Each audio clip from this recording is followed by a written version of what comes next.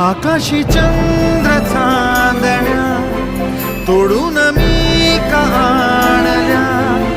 मनाचा पाळणा करू बांधून घे जरा झुला, डोळ्यात तूच साजणी सुखाचा स्पर्श तू नावा,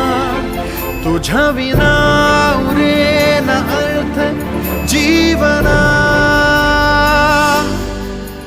उजळे तुझ्या हसूने